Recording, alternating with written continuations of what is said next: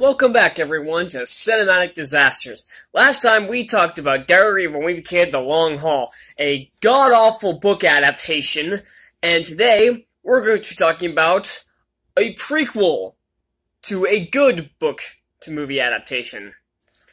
And as promised, it's the fall of J.K. Rowling, so today we're going to talk about why Fantastic Beasts: The Crimes of Grindelwald is a cinematic disaster.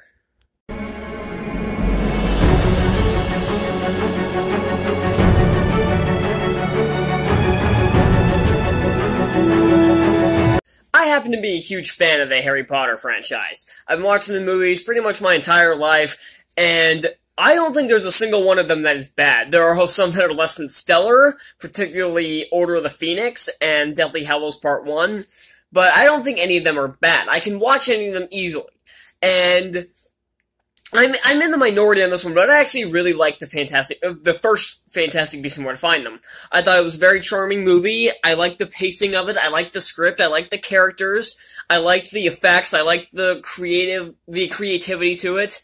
And I liked the few action sequences it had. And I like that it had the main character of Newt Scamander. He was a small part of a much larger story, as he's not this chosen one hero, unlike Harry. He's not this chosen one hero destined to save everyone. He goes into the final battle and absolutely gets his ass handed to him. And that makes him a lot more relatable, because he is not a very good spellcaster. He's a weirdo who doesn't even get along with people.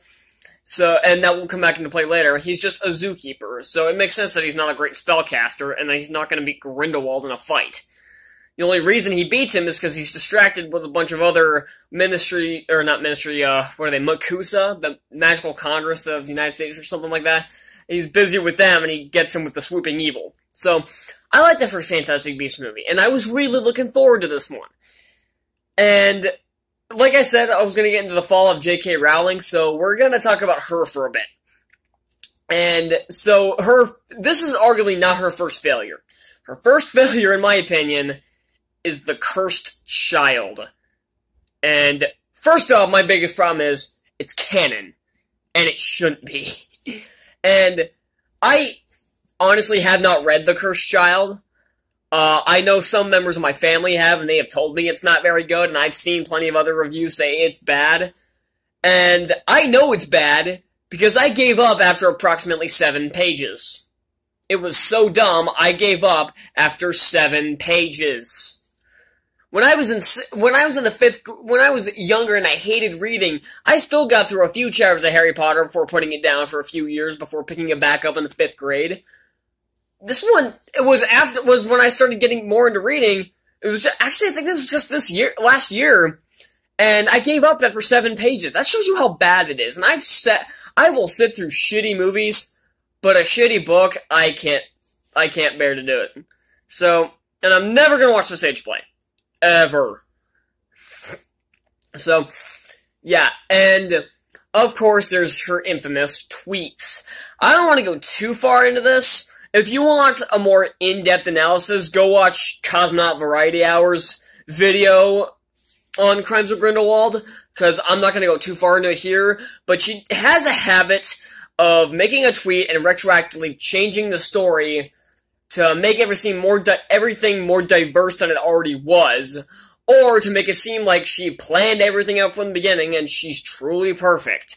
And that's what I hate most about her, is that when you point out an issue to an author, like, if you went up to, Rick Riordan, or, Pittacus Lore, who made the Lorien Legacies, or or any of these other, like, authors, or James Dashner, or Suzanne Collins, if you point out an error with them, like, if they made some kind of continuity gaffe, they would probably be like, well, yep, nothing I can do about that now. Yeah, so they're gonna be like, okay, yeah, J.K. Rowling refuses to admit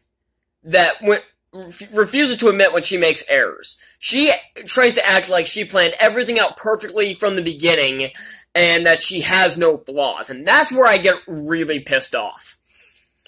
And especially when it comes to her tweets. I'm not going to talk about those too much. Like I said, I'm not going to get into them much. But there's some pretty stupid stuff in there. And once again, Cosmonaut more into this, go watch his video. I don't want to talk about most of them, because A, they're stupid, and B, I don't want to get into them. And then her other issue is the fact that she can't... Like, one of the examples is with this movie, is like, somebody asked her, when did you come up with this Nagini backstory where she's a human in this, and I guess eventually permanently transforms into a snake? She said she came up with this 20 years ago. What? No, you didn't. Why, Rowling, why are you like this? You know everyone's making fun of you, right? The more you do this, the more people will make fun of you. So, by all means, keep being a dick and keep making yourself look like an idiot. You're just giving us more entertainment, and you're giving us more to laugh at, so do whatever you want. We will continue to make fun of you for it. So, with that said, let's get into Fantastic Beasts: The Crimes of Grindelwald. This movie's awful. Like, this is worse than The Long Haul. I mean that. Are there any positives in this movie? Yes. 2. There's 2. I like the acting for the most part, which makes sense because a lot of these are A-list, or like A-listers now, or at least like B-plus listers. You got Eddie Redmayne, Zoe Kravitz, Johnny Depp, Jude Law. You get to these top-tier actors, so I expect the acting to be good. And I really like the soundtrack. Harry Potter's known for great music, and I really like the music in this movie. I think it fits the movie very well in most cases. There are a few times when it doesn't, but I'll get into that later. And yeah, that's it. That's it. That's all the positives I can say about this. The screenplay is anemic. It's just batshit insane. And I would be okay with that if it was in a good way. But it's not. It's batshit insane in the worst way possible. This is possibly one of the worst screenplays I've ever seen. I'm planning a new segment where I put 2 movies up against each other in some kind of like versus match. And if I put this one up against something, this will be up against The Last Jedi, because this screenplay is on the same level of bad as The Last Jedi. But even Last Jedi still had decent looking effects. That's it, but it had good acting and decent effects, but that was it. But then it had awful action sequences and a terrible screenplay. I'll get into that another day, though. We're talking about Crimes of Grindelwald. Also, I want to get into the title. The Crimes of Grindelwald, what the fuck does that even mean? It doesn't even show any Crimes of Grindelwald most of the time. Grindelwald's barely in the movie. He was teasing the advertising, his name's in the title. He has maybe 15 minutes of screen time, tops. And he doesn't do jack shit most of the time. And his motivations his methods flop around so much. Like, he wants Ezra Miller's character, what's his name, Credence, I think? He doesn't approach him directly at first, because he wants Credence to come to him, and that makes sense. But then, later on, he approaches him directly. Because J.K. Rowling, I guess, forgot that she had him say that, but if you go up to her with the question about that, she'll probably say, oh, he changed his mind. Yeah, fucking when? He didn't show it. And from what I'm understanding, it was not in any of the deleted scenes or in the extended cut. Extended cut's not any better. I do own the extended cut. It's not any better. It just drags this movie out even longer. It adds scenes that were cut for good reason. And yeah. So, let's get into the characters. I liked all these characters in the first movie. I really did. I liked Newt Scamander. I liked Tina Goldstein. My favorite character in the last movie was Jake Kowalski. He was awesome. I can't think of the actor's name though for some weird reason. It'll come to me eventually. But he's really good. I haven't seen him in anything else. I want to see him in more stuff. He's really funny in this. And he does have the one good line in this movie. Is when, like, some owl's, like, behind him, is like, whoo! Or, that was really high-pitched. And he, like, turns around and is like, I got my own problems. That was funny. It was, like, the only good joke in this movie. And, so, yeah, Newt is just thrown into this with no reason. He should not be here. None of these characters should be here outside of Dumbledore and Grindelwald. Those are the only 2 characters that should be here. But no, we have to throw in this fucking zookeeper for no reason, because everyone's telling Newt, I guess this is supposed to be his character arc of the movie? Everyone keeps telling him he has to pick a side in this conflict. He's a zookeeper. Why does he have to choose that? He doesn't even want to be part of this war. He just wants to do his own thing. Just let him do his own thing. It was like, there's a plot point in this movie. There's a subplot about Newt, the Ministry giving Newt a travel ban due to his antics in New York, but they'll lift it, if they'll lift his travel ban if he agrees to become an Auror. And there's multiple problems with this. One, to be an Auror, you have to graduate from Hogwarts. And it's my understanding that Newt was expelled. Am I wrong about that? But either way, it doesn't seem like... But even if I'm wrong about that and he did graduate Hogwarts, even though I'm pretty sure he didn't, you have to be a good spellcaster. Newt is not a very good spellcaster, and he's a weirdo who doesn't even get along with people. So, why... And remember what happened in New York? The guy, Grindelwald, was disguised and beating the ever-loving shit out of Newt, because they specifically want him to help take down Grindelwald. Grindelwald kicked the ever-loving crap out of Newt in the last movie. What good do you think he's gonna do in this? So, and also, later on, Newt and Jacob use a port key to get to Paris. He does this, like... I don't know, it's just kind of like off the record or something. He does this kind of deal with some guy. I can't remember what the correct word for this would be. But then what's the point of the travel ban? If he's gonna get to Paris regardless, what the hell was the point of giving him a travel ban? There are multiple instances in this movie where I could cut entire subplots and the movie would not change at all. At all. Then there's Jacob, who's basically just along for the ride. He does absolutely nothing of value in this movie. He just follows Newt, then eventually gets lost, and he meets Nicholas Flamel, because J.K. Rowling does not understand how fan service works. This is about the same level of fan service as the guys from the Mos Eisley Cantina in A New Hope showing up in Rogue One for some random reason. That's what this fan service was like. And honestly, first time I saw this movie, I didn't even know it was Nicholas Flamel. I think they said his name, but I had basically tuned the movie out by the last half hour. And I saw this in the theater, and I was kind of half watching it. So, yeah, Jacob does absolutely nothing. Queenie is completely out of character here for many reasons. One, they have this thing, I guess it's in America, where wizards can't marry Muggles or Nomads. Nomads, that's such a stupid name. I don't know why they have to change it for Americans. Just call them Muggles, or just call them Mortals, like people do in other fantasy stuff. Just Nomads, come on with something more creative than that. But not the problem. They have that law in America, which makes no sense, but that's not the problem. And she basically hypnotizes Jacob so they can get married against his will, and this makes Queenie look like a fucking psychopath. And not only that, after she gets mad at Jacob for calling her crazy, because she is, she apparates away, and eventually finds herself in the presence of Grindelwald. And he basically tries to recruit her, and succeeds.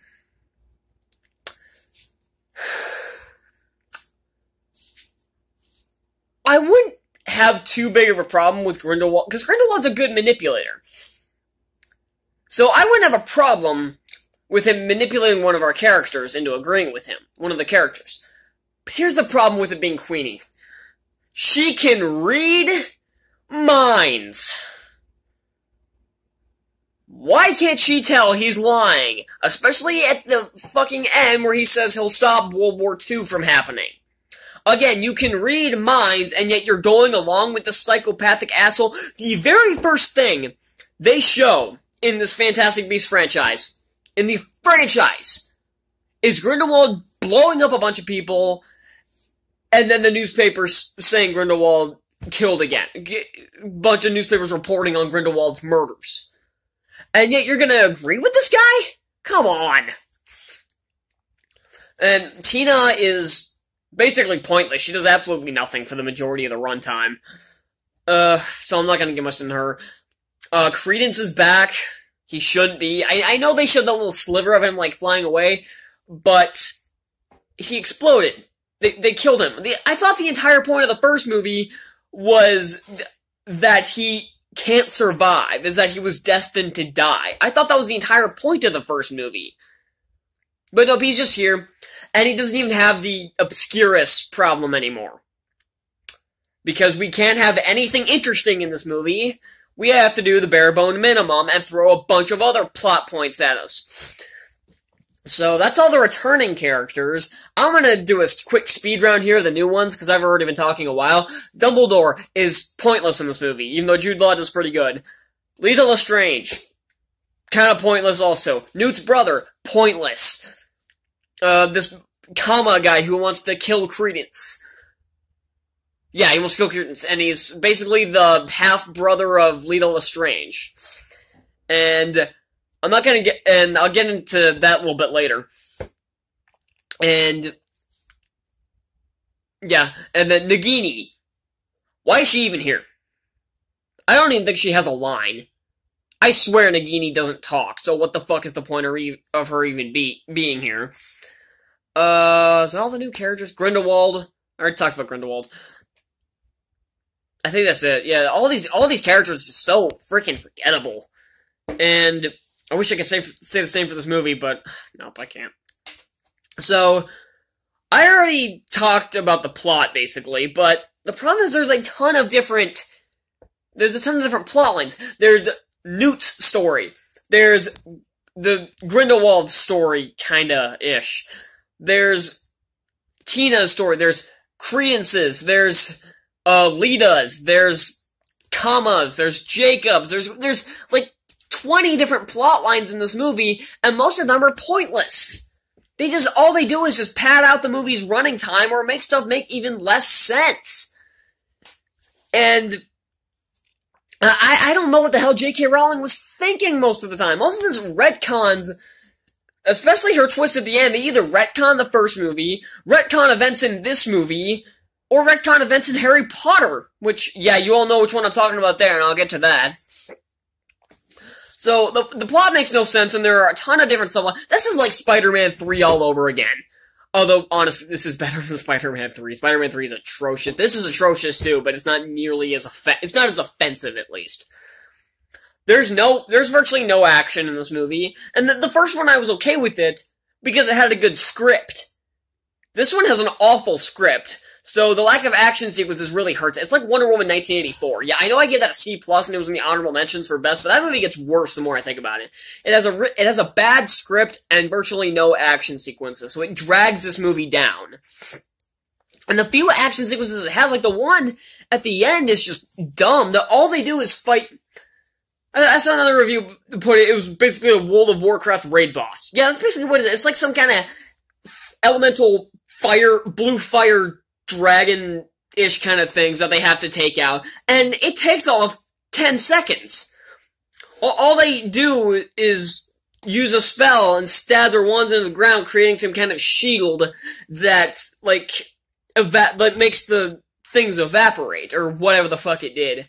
And it's lame. That's the best way to describe any action in this movie. It's lame. The opening scene was okay, and yep, those are the only action sequences, I think. Is the one at the end and the one at the very beginning and the very end. Not good. Ugh. So, the effects look okay. A lot of times, especially with, like, the creatures, they don't really look like they're there. The first one kinda had this problem too, but it was at least charming with their creatures. This one, no. And they basically just do that just to remind us, yeah, this movie's called Fantastic Beasts. Yeah, we can't make it. Why weren't these just, you can have Fantastic Beasts and Where to Find Them. That was a good standalone story. That was fine. Why wasn't this a Dumbledore movie? Dumbledore. Not fucking Newt Scamander's Fantastic Beasts. Dumbledore. Because you can tell, okay, like, one thing everybody complained about with Deathly Hallows is that they split the last one into 2 parts. Even though I think that was really needed. Other ones did it, like Twilight and Hunger Games, those didn't. This one, I'd argue it had to, because there are a lot of plot elements in the final book, and they want to hit as many as possible. So I was okay with it. A lot of people complained, like, the movie ended with Voldemort getting the Elder Wand, which I think was actually a really good place for that one to end. With him getting the Elder Wand, and he waves the wand and shoots like a big spell into the air. And I think originally there was 5 films planned for this. I think they scaled it down to 3. I think the next one is the last one in this franchise. It's coming out next year, assuming it doesn't get delayed again. And I hope it doesn't. I just want to get this franchise over with. But if they're still planning that 5 films, yeah, it made Harry Potter, when they did that Wand Wave, that was 7 films in. This is the second one. We're on movie number 2. And we've already done the Wand Wave. That's ridiculous. I'm not even sure what the hell else to talk about. Oh yeah, I was going to talk about the ending. Well, I got one more thing to talk about before that. That's Credence's backstory, or lack thereof. So, this one 10-minute scene is basically 2 characters telling 2 different sides of the exact same story. And there are so many plot twists and retcons here, it looks like a bad soap opera. And it's like, a bunch of people are like, oh, this character's related to this one. Oh, this one's not related to this character. Oh, this character's not this character. This character's a different character. This character is dead. And it's ridiculous. And then we get the ending. And the reveal that Credence's real name is Aurelius Dumbledore.